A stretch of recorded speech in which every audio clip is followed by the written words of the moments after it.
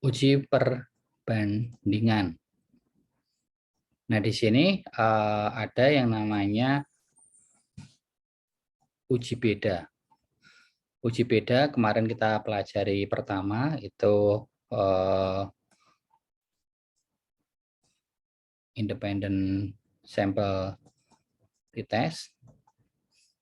Kemudian yang kedua paired sample t-test.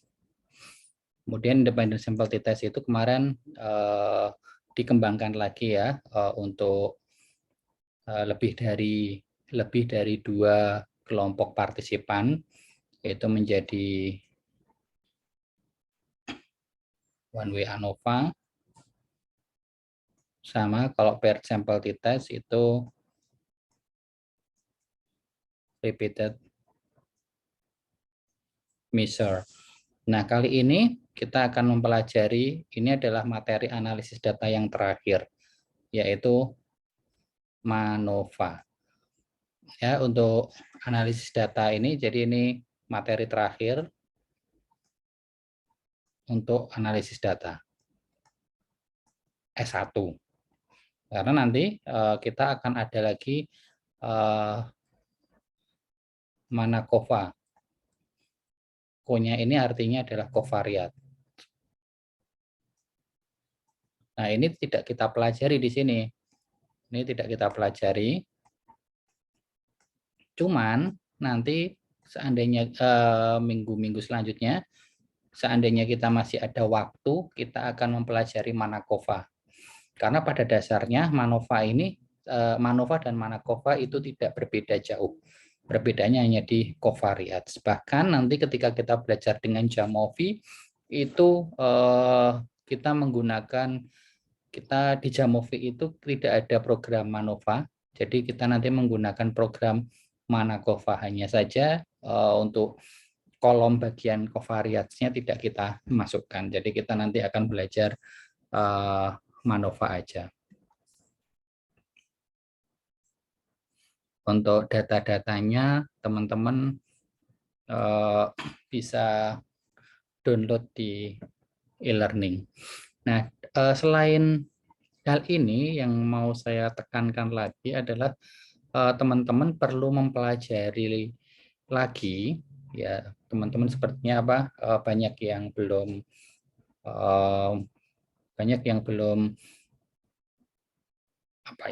memahaminya secara utuh mengenai bentuk-bentuk data.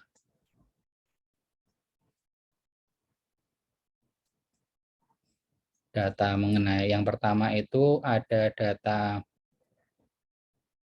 nominal, data ordinal, kemudian ada data interval. Kalau di Jamovi kita mengenalnya sebagai data continuous. Dan yang terakhir ada data rasio. Nah, data rasio ini di Jamovi tidak ada, jadi kita masukkan dalam sebagai data continuous.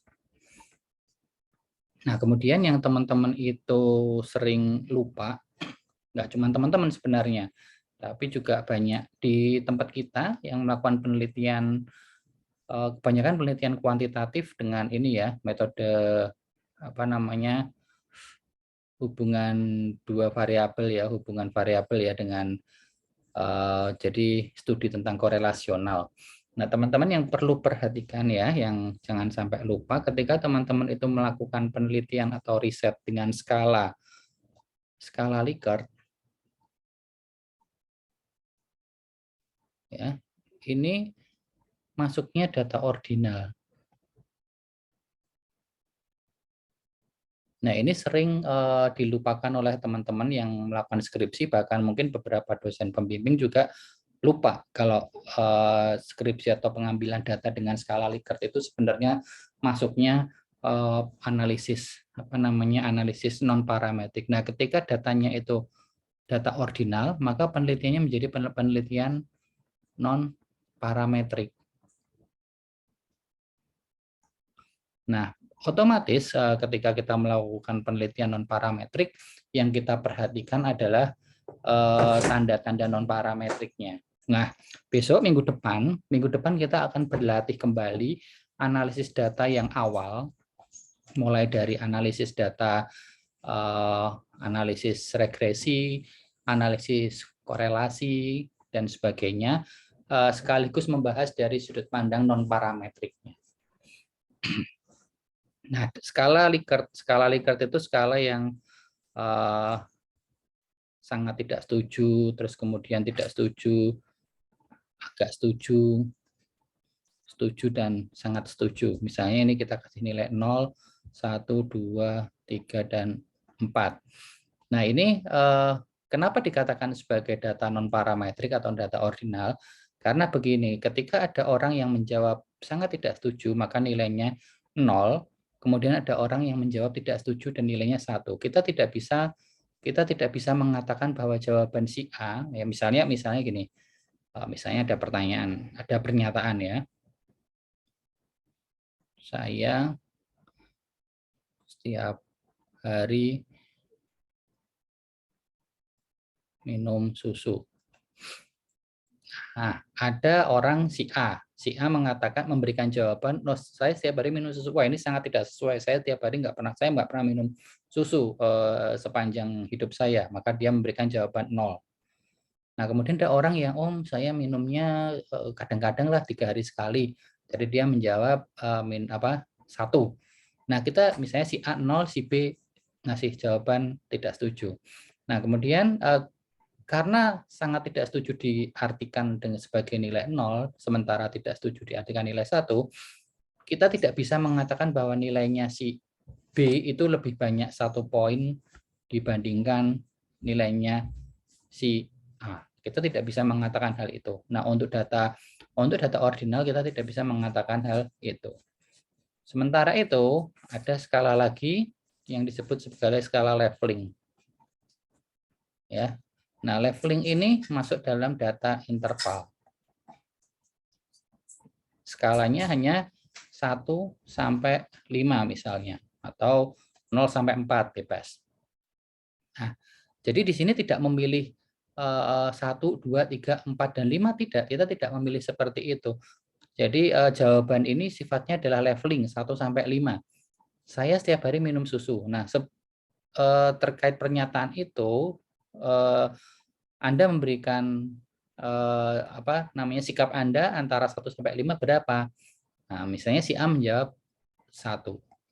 Sementara si B, dengan pernyataan itu si A jawab 1, kemudian si B menjawab saya 3. Nah, di sini kita bisa mengatakan bahwa nilainya B itu 2 tingkat lebih banyak dibandingkan nilainya si A. Kita bisa mengatakan untuk nilai interval kita bisa mengatakan seperti itu. Sementara untuk nilai data yang sifatnya Likert atau data ordinal kita nggak bisa mengatakan itu ya. Jadi kenapa data ordinal ini tidak bisa dikatakan sebagai data non parametrik? Karena kita tidak bisa memberikan, kita tidak tahu nih antara 1 dan 0 itu perbedaannya berapa, kita nggak tahu. Berbeda dengan skala leveling ini, antara 3 dan 1 kita tahu, kita bisa pastikan bahwa antara 3 dan 1 itu ada selisih 2 poin. Gitu. Nah, ini namanya data parametrik. Ini yang teman-teman harus perhatikan. Nah, skala-skala yang banyak digunakan di tempat kita itu biasanya skala Likert, dan itu seharusnya diukur dengan sebagai data non parametrik. Seharusnya seperti itu. Nah, sampai sini ada yang mau ditanyakan?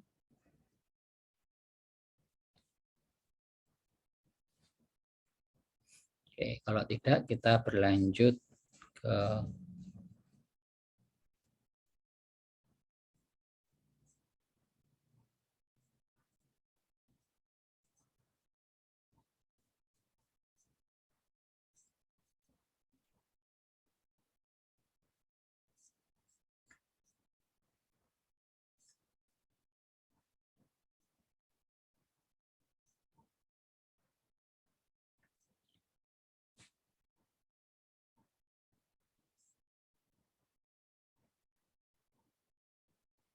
Nah, kita akan mempelajari tentang MANOVA ya. MANOVA itu sebuah sebuah analisis data ketika ada tiga atau lebih ya. Jadi intinya lebih dari 2 kelompok partisipan. Nah, di sini saya membuatnya 3 kelompok partisipan dan ada 3 kelompok data. 3 kelompok data itu bisa terdiri dari data yang sifatnya berulang ya, di sini anxiety pretest, anxiety post-test, dan anxiety follow-up. Nah, tetapi kita juga bisa melakukan penelitian yang sama, penelitian 3 kelompok juga dengan tiga variabel yang berbeda. Jadi kita akan melihat perbandingan nilai variabel dari 3 kelompok. Nah, di sini saya akan melakukan uji coba atau melakukan pengukuran MANOVA dengan 3 variabel yang berbeda, variabel SWB, variabel religiusitas, dan variabel kecemasan. Nah, teman-teman yang perlu perhatikan adalah hal yang sederhana tapi sebenarnya penting, yaitu merubah jenis data ini. Nah, jenis data ini saya mengukurnya menggunakan skala leveling. Jadi kita masukin datanya data continuous.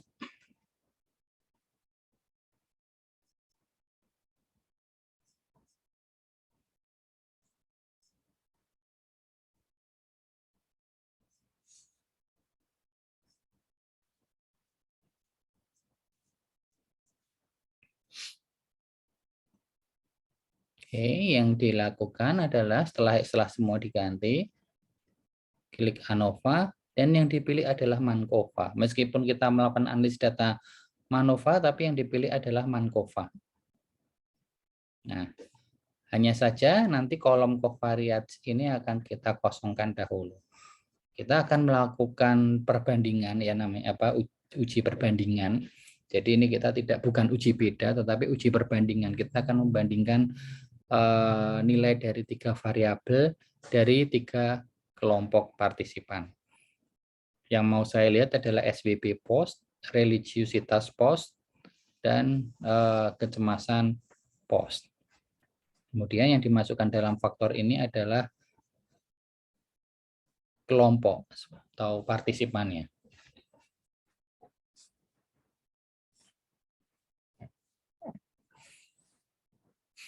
Nah, kemudian kita langsung udah ketemu ya ini hasilnya ya. Tapi jangan lupa kita perhatikan cek asumsinya Shapiro sama Box.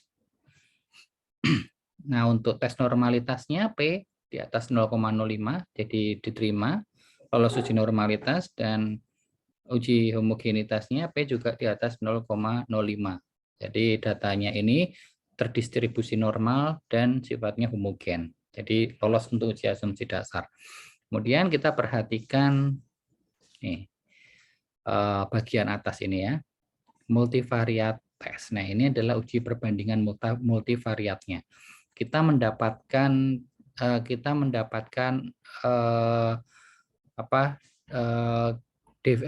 kesimpulan umum dari perbandingan 3 variabel post test ini. Nah, ini kita ada 4 teori. Cuman secara secara menurut teori MANOVA, 3 yang terakhir ini ya, Wilk Lambda, Hotelling Trace dan Roy Large ini dianggap lebih powerful dan dianggap lebih kuat dibandingkan Pillai Trace. Ya, jadi teori Pillai Trace ini dianggap lebih lemah dibandingkan 3 yang terakhir ini. Mulai dari Wilk sampai Roy ini dianggap lebih kuat. Jadi kita memperhatikan dari tiga teori yang terakhir ini. Cuman dari keempat teori ini kita nggak perlu pusing untuk yang pengukuran ini. Ya, alasannya adalah P-nya semuanya sama. Ya, P-nya sama. Semuanya menunjukkan lebih kecil dari 0,01. Sehingga kesimpulan umumnya adalah ada perbedaan yang sangat signifikan. Ada perbedaan SWP, terus kemudian religiusitas dan kecemasan yang sangat signifikan antara K1, K2, dan K3 dengan P lebih kecil dari 0,01. Nah, ini adalah kesimpulan umumnya, ya, kesimpulan umumnya. Tapi kita belum tahu nih mana yang lebih besar, mana yang lebih kecil, mana yang sebenarnya ada yang perbedaannya itu signifikan dan yang mana yang perbedaannya tidak signifikan. Nah, kemudian kita lihat yang bagian bawah univariate testnya ini. Ya, untuk univariate testnya ini kita lihat di sini nih. Ini perbandingan SWB post test antara kelompok 1, kelompok 2 dan kelompok 3. Ya, jadi untuk SWB kelompok 1, 2 dan 3 untuk SWB-nya itu P-nya 0,021. Jadi ada perbedaan yang signifikan. Ya, jadi kesimpulan khususnya adalah ada perbedaan SWB yang signifikan antara K1, K2, dan K3 dengan P lebih kecil dari 0,05.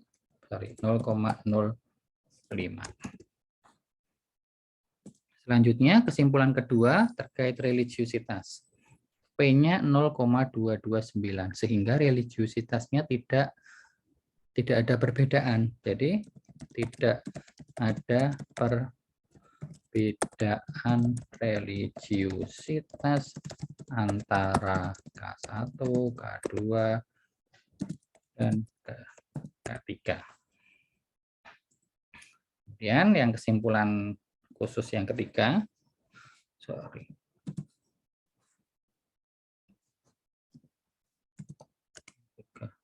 yang kesimpulan khusus ketiga, ada perbedaan kecemasan yang sangat signifikan antara K1, K2, dan K3. Nah, MANOVA cuma seperti ini. Ya, MANOVA cuma seperti ini. Hasil kesimpulannya berhenti di sini. Tidak ada perhitungan yang lebih detail lagi. Kita tidak bisa melihat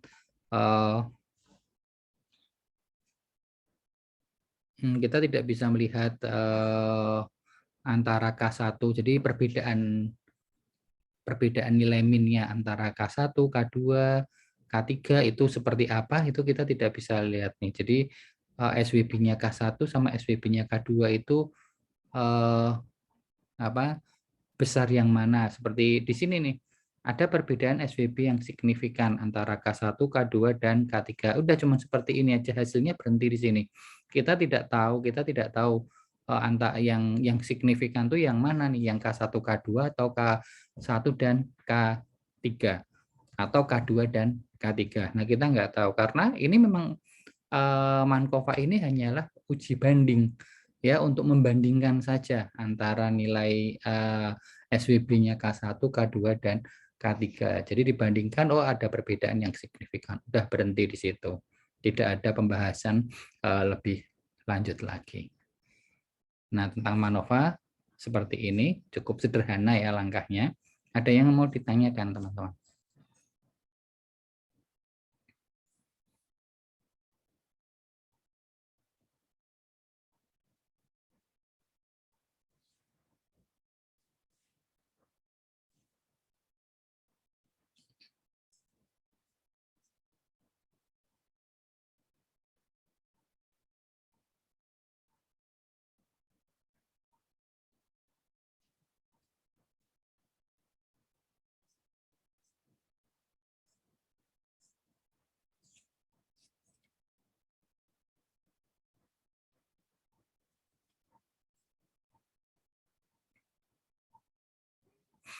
Oke, kalau tidak ada, kita akan coba. Ini kan dengan 3 variabel yang berbeda. Nah, sekarang kita akan melakukan MANOVA dengan data yang sifatnya itu repeated measure.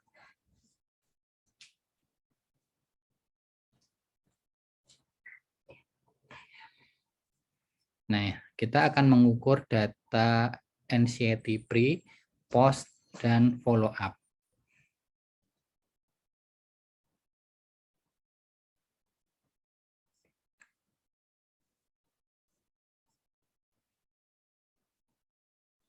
Ya.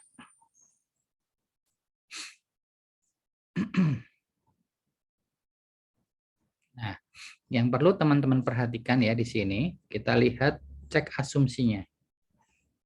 Cek asumsinya ini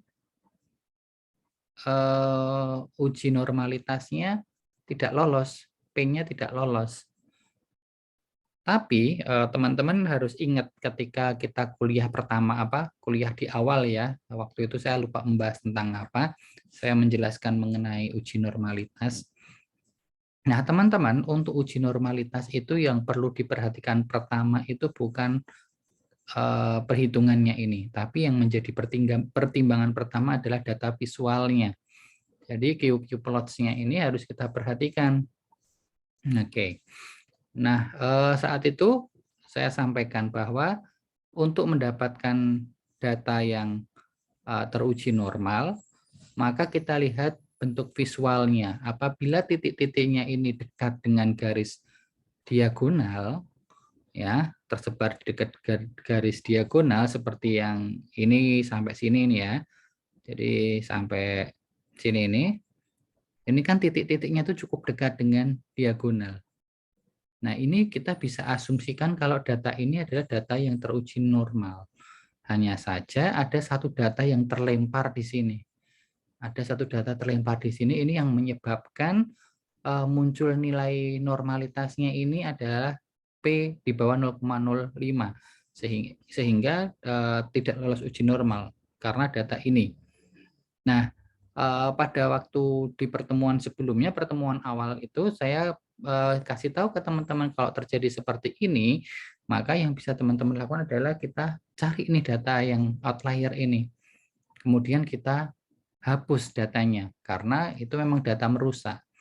Nah, tapi kalau teman-teman melakukan penelitian eksperimen ya, yang mana setiap data itu ada nilainya ya. Teman-teman sudah mengeluarkan biaya, terus kemudian mengeluarkan mencari partisipan, itu kan semua ada nominalnya, ada nilainya. Nah, itu tidak perlu kita buang. Seperti yang saya sampaikan sebelumnya, data dari uji normalitas itu yang pertama menjadi pertimbangan pertama adalah data visual. Seperti ini, data seperti ini ya, ada data-data titik-titik ini, dan ini semuanya dekat dengan garis diagonal. Hanya ada 1-2 yang agak jauh. Nah, ini data ini bisa diasumsikan, data ini bisa dimasukkan dalam kategori normal sebenarnya. Jadi untuk penilaian normalitas itu kita lihatnya dari bentuk nilai visualnya dulu, seperti yang saya sampaikan. Teman-teman bisa cek di di video-video yang sudah saya sampaikan di pertemuan-pertemuan sebelumnya. Nah, untuk pertimbangan pertama mengenai uji normalitas itu kita lihat visualnya dulu. Nah, ini visual ini adalah visual yang teruji normal. Jadi nilai ini kita abaikan karena sebenarnya secara visual ini teruji normal. Dia muncul nilai signifikan ini karena ada satu data di sini terlempar di sini. Gitu. Jadi kita pertimbangkan ini. Jadi ini nilainya adalah data teruji normal. Ini data yang teruji normal seperti ini. Nah, kemudian kita lihat atas. Nah, ini bervariasi ya, teman-teman. Ada variasi. Kita lihat nih, ada yang 0,02, ada yang 0,01, ada yang 0,007. Jadi, dua pendapat mengatakan ini ada perbedaan yang signifikan. Dua pendapat lain mengatakan ada perbedaan yang sangat signifikan. Nah, ini bebas. Seperti yang tadi saya sampaikan sebelumnya, teman-teman bebas mau berpedoman pada yang mana. Ya, mau berpedoman pakai yang mana. Jadi mau pakai Pillay, Wilk, Hotelling, atau Roy, teman-teman terserah mau pilih yang mana. Nah, kalau seperti ini, boleh teman-teman mau ambil inilah, saya mau ambil yang 0,007 aja. Karena ini menunjukkan perbedaannya sangat signifikan. Tapi nilai DF-nya pun juga masih 48. Kalau yang ini kan kalau kita pakai Roy Large itu kan nilai DF-nya sendiri 26 kecil. Ya kan, dan DF1-nya beda sendiri. Jadi kita pakai yang Hotelling Trace. Teman-teman kok mau pakai Wilk Lambda juga boleh, silahkan. Kita pilih ini, sehingga kalau kita pakai Hotelling Trace, maka kita nulis kesimpulannya adalah ada perbedaan yang sangat signifikan.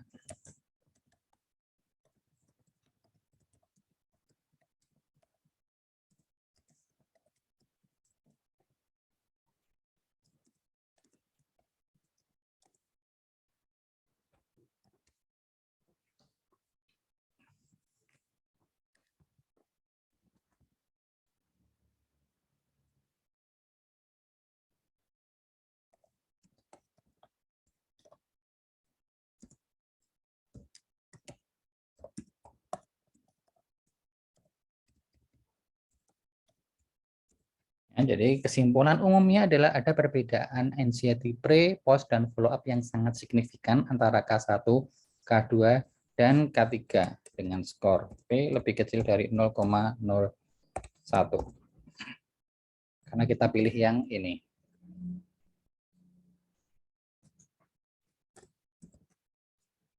Nah, kemudian kesimpulan khususnya untuk anxiety pretest ya antara K1, K2, dan K3 itu tidak ada perbedaan. Ya jelas kita tidak ada perbedaan karena kan ini masih pengukuran pretest ya.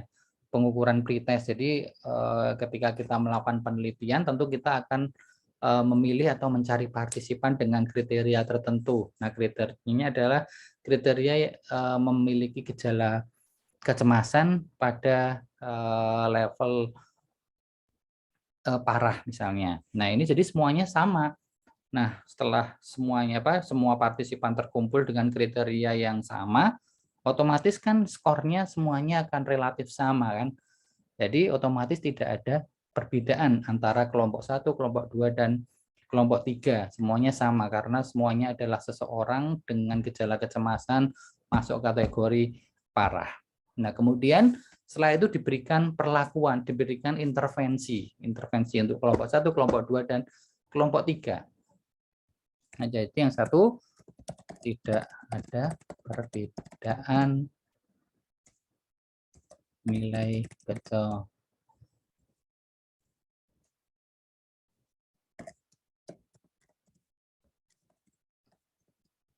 Tidak ada perbedaan antara K1, K2, dan K3. Kemudian untuk yang kesimpulan kedua, untuk yang post test. Nah, post test 0,011.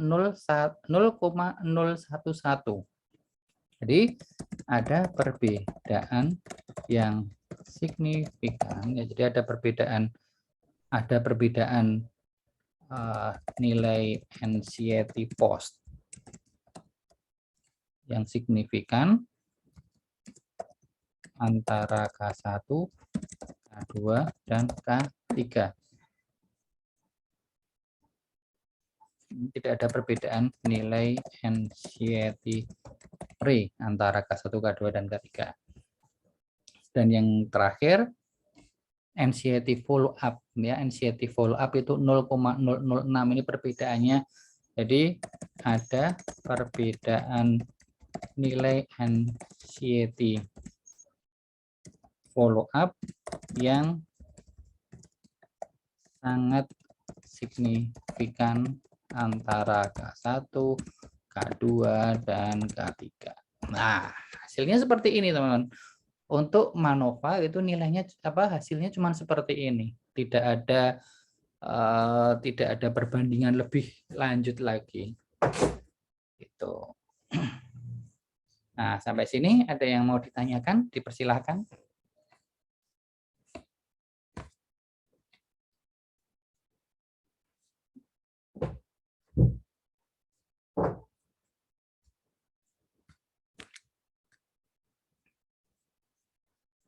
Oke, kalau tidak ada,